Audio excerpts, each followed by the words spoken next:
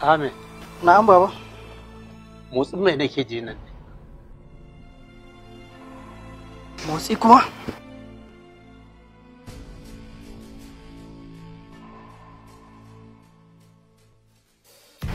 Ai kaza ce take kiwo a gurin.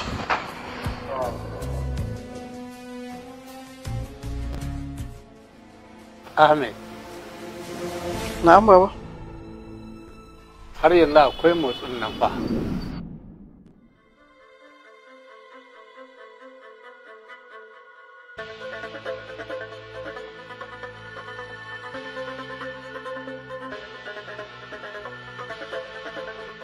Ai kaza ce take kiwo.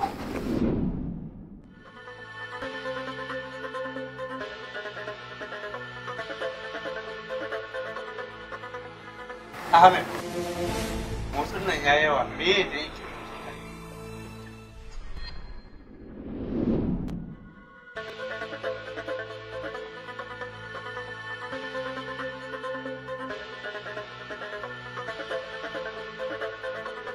Har yanzu dai kaza ce take kiwo.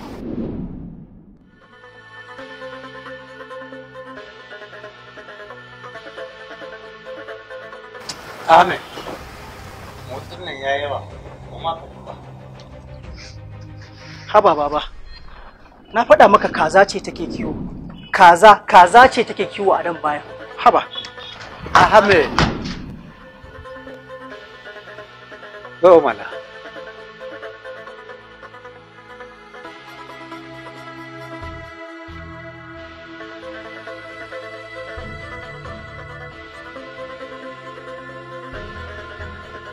Ahmed, shekara 25 da suka wuce, kaza ta zo shigewa, sai ka tambaye ni menene wannan, na ce maka kaza ne. Baba, menene da wannan? Ai kaza ce. Sai da ka tambaye ni sau 25. Ban yi fushi ba. Amma yanzu kai gashi ne maka tambaya 4 kawai. Ahmed, ranka ya ɓaci. Anya Ahmed, idan na fi haka tsufa, anya za ka ji tausayi na kuwa? Za ka iya jin kaina?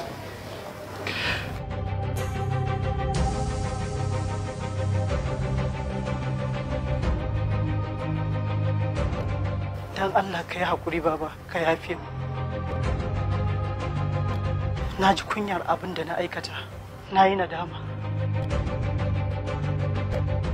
Ka ilmantar da ni, ka wa'azantar da ni,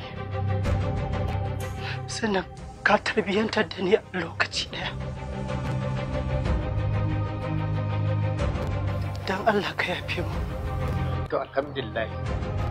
Ahmed, ni kuma na yafe maka duniya da lahira. Na gode baba. Ba komai.